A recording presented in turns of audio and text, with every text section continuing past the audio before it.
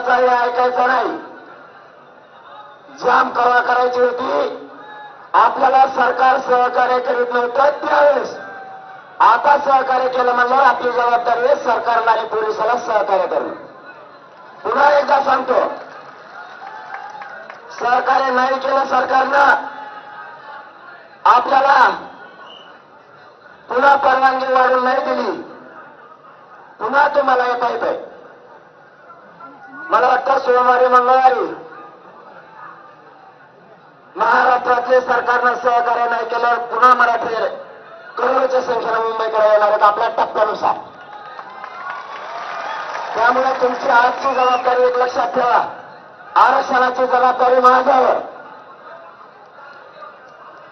शांततेत राहून सरकारला आणि पोलिसाला सहकार्य करण्याची जबाबदारी तुमची. आता तुम्ही सगळ्यांनी एक काम केलंय, इकडे येताना तुम्ही गाड्या रोडवर सोडल्या तुम्ही इकडे आलात. इथल्या प्रत्येक माणसाला आपण आपल्या ड्रायव्हरला फोन करायचा आणि त्याला फोन करून सांगायचं आत्ताच्या आत्ता गाडी काढायची, पोलीस बांधव सांगतील त्या ग्राउंडवर नेऊन लावायची. म्हणजे कितीही लांब असू दे, एकही गाडी रोडवर आता कामा नाही. स्वतः तुम्ही स्वयंसेवक म्हणून काम करायचं.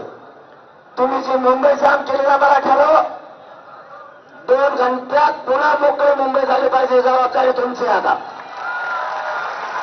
मला बोलता येणार नाहीये उपोषणाला बसलो म्हणून.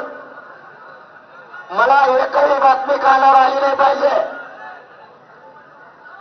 किंवा पोलीस बांधव येऊन नाराज नाही झाला पाहिजे की या ठिकाणी गाडी लावली, या ठिकाणी ट्रॅफिक जाम झाली. आपण आझाद मैदानाला येणार होतो, आपण आहोत.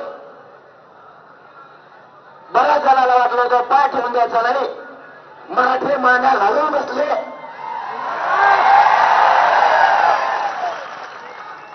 त्याच्यामुळं सरकार पुढचंही सहकार्य आपल्याला परवानगीचं देईल.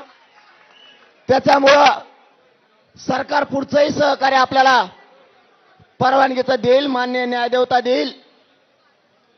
सरकारच्या हातात हे परवानगी देणं. सरकारकडे आपण अर्ज केलाय, वाटल्यास पुन्हा आता थोड्या वेळाने आणखीन अर्ज आपण करू.